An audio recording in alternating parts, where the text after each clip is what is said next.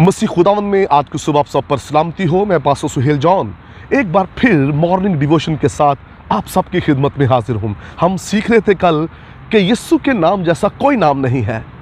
आज हम और सीखेंगे कि यीशु का नाम जलाली है, यीशु का नाम जिंदा है और इस नाम के अंदर पूरी दुनिया की निजात है, क्योंकि हमें निजात दहिंदा बख्शा गया है। मेरे बहनों भाइयों, अंजील अरबा के अंदर 69 मरतबा जो लफ्ज़ इस्तेमाल हुआ जो यीशु मसीह ने अपने लिए किया वो है इब्ने आदम।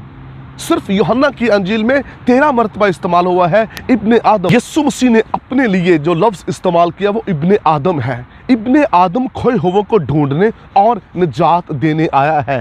निजात देने के लिए जो आया वो मसीह खुदावंद है और इब्ने आदम ये मसा किया हुआ, अलग किया हुआ, चुना हुआ है।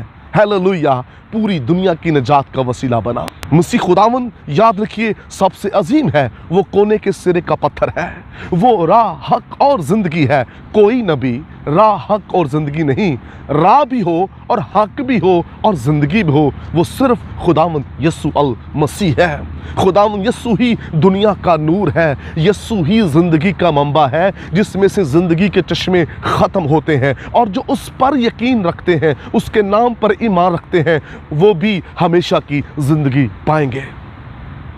हम उस नाम की प्रस्तुत करते हैं जो सब नामों से आला है। आइए इस नाम को पुकारिए। इस नाम को पुकारने वाले कभी मायूस नहीं होते। इस नाम को पुकारने वाले कभी कमज़ोर नहीं रहेंगे। इस नाम को जिसने पुकारा है उसकी ज़िंदगी बदल गई है। आइए इस नाम को दिल से पुकारिए। इस नाम को पुकारने वाले जिंदा रहेंगे। इस नाम को पुकारने वाले ताजगी पाएंगे। याद रखिए, पहाड़, फजाएं, दरख्त, हर एक चीज़ उसका नाम पुकारती है और उसकी प्रस्तुत करती है। आसमान और ज़मीन पर एक ही नाम है और वो यीशु नाम है, जो कुदरत वाला है, ताकत वाला है और जुर्रत वाला है। उस नाम जैसा कोई नाम नहीं है।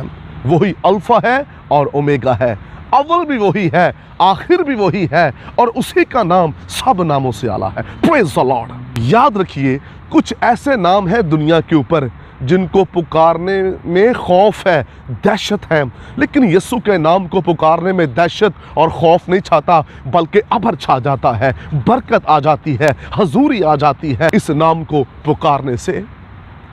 मेरे बहनों भाइयों, नाम अगर पुकारना है तो यीशु नाम पुकारिए। किसी और का नाम पुकारने की ज़रूरत नहीं है। किसी पीर, किसी फ़कीर, मलंग का नाम पुकारने की ज़रूरत नहीं है। एक नाम बख्शा गया है, उसी के अंदर ज़िंदगी है, उसी के अंदर बहाली है। इस नाम को गैर कौमों ने पुकारा तो खुदा ने उनको ज़िंदगी दी। इस नाम को जिसने भी पुकारा उसने ज़िंदगी पाई है।